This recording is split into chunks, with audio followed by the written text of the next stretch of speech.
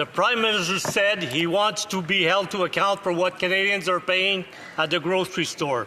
So let's do just that. Families in Northern Ontario are struggling because of rising prices. Since the start of 2025, grocery prices in Canada have increased rapidly. The Prime Minister promised to cap government spending at 2%. Instead, he's increasing it by 8%. Will the Liberals table a budget that reverses their inflationary policies so Canadians can afford to put food on the table? The Honourable Secretary of State for the Canada Revenue Agency and Financial Institutions. Mr. Speaker, we just met with the owners of Canada in the last election and clearly laid out our plan to cut taxes, to build homes, to build one Canadian economy, and to protect Americans against terror, Canadians against tariffs. Mr. Speaker, elections are job interviews, and Canadians resoundingly hired our Prime Minister. They fired the former member from Carleton. Thank you, Mr. Speaker. The Honourable Member for Foothills. The Prime Minister said, "I will be judged by prices at the grocery store shelf." Well, judgment has been rendered, and by his own metrics, the Prime Minister has failed. For the third month in a row, food prices have skyrocketed. Apples, oranges, rice, chicken, beef, all up by more than 20%. And the Prime Minister's response is to pour more fuel on the inflationary fire with $500 billion in new spending. That's more than Trudeau.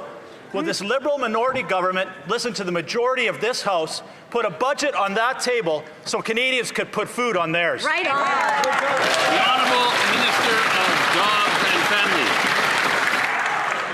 First of all, Mr. Speaker, I just want to say that over 22 million Canadians are receiving a tax credit as we speak, and I certainly hope that the Conservative member over there realizes this is exactly what Canadians called for in the election, targeted support that will help them in these times. I will also point out, Mr. Speaker, that the kind of spending they're talking about are the things that they've been advocating for years. They should be happy that we're investing in our armed forces. For example, Mr. Speaker, are they saying that Canadian armed forces don't deserve a raise?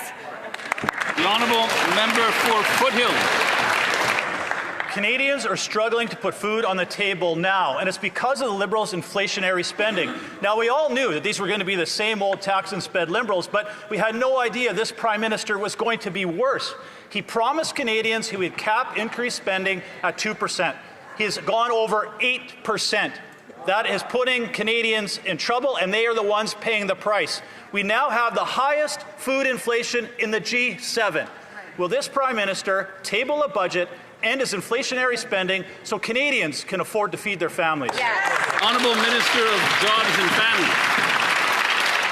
Mr. Speaker, every step of the way, as we've worked to make sure that Canadians' costs go down, that Canadians have more powerful paychecks, in fact, something that I think the Conservatives have said time and again, they've actually voted against, Mr. Speaker, whether it's things like reducing the cost of childcare or ensuring school food programs or increasing Canada Child benefits, by the way, pegged to inflation so that families have what they need as they're raising their children. These Conservatives have voted against it. So they should put their money where their mouth is, Mr. Speaker, and support comprehensive policy that supports families.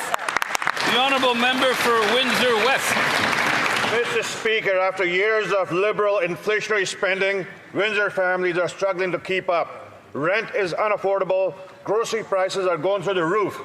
Many parents are skipping meals so their kids can eat. The Prime Minister says he wants to be judged by what Canadians pay at the grocery store.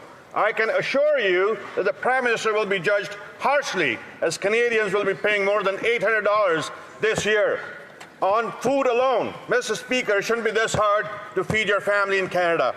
Will the Liberal government table a budget this spring that actually reverses its inflationary policies? Hear, hear. The Honourable Secretary of State for Labour. Mr. Speaker, Canadians elected a new government to build a strong Canada and to protect programs that serve families. Families are strong when kids are healthy. Our National School Meal Program is delivering meals to hundreds of thousands of kids this year. It saves parents up to $800 per year. We are committed to making this permanent. We made this commitment in the campaign, and I call on the member opposite to support us.